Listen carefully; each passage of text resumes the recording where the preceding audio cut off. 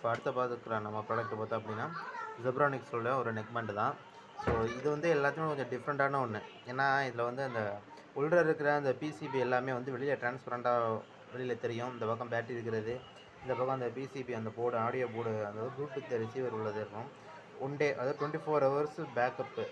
நீங்கள் full charge பண்ணிட்டு நீங்கள் கண்டினியூவாக நீங்கள் வந்து யூஸ் பண்ணாலும் அவ்வளோ சீக்கிரம் டிஸ்சார்ஜ் ஆகாது.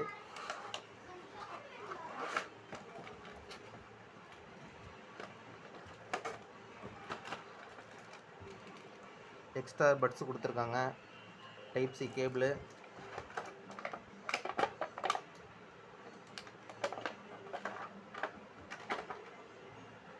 நல்ல ஒரு பெரிய பேட்டரி பாருங்கள், டிரான்ஸ்பரண்ட்டாக வெளியே தெரியும். ஜெப்ரானிக்ஸோடது பெரிய பேட்டரி. இந்த பக்கம் அந்த ப்ளூடூத் ரிசீவர் ரெண்டு பக்கமும் வந்து டிரான்ஸ்பரண்ட் தான், டைப் சியோடு வந்துடும். இதில் கூட உங்களுக்கு டிரான்ஸ்பரண்ட்டாக தான் இந்த ஸ்பீக்கரே உங்களுக்கு விசிபிள் ஆகும். இது ஸ்பீக்கர் கூட உங்களுக்கு டிரான்ஸ்பரண்ட்டாக தான் இருக்கும். இது வந்து 10 mmனா 1 சென்டிமீட்டர் டயாமீட்டர் உள்ள ஒரு ஸ்பீக்கர் தான் அதில் கொடுத்துருக்காங்க. நல்லா ஹெவியாக இருக்கும். உங்களுக்கு ஆடியோ குவாலிட்டி ரொம்பவே சூப்பராக இருக்கும். ஸ்டூடியோ சவுண்டாக இருக்கட்டும், இல்லை பேஸாக இருக்கட்டும், ரொம்பவே சூப்பராக இருக்கும். ஸோ நம்மள்ட்ட இப்போக்கே இருக்குது. இதோட ப்ரைஸ் பார்த்தீங்க அப்படின்னா 499 ஆகும்.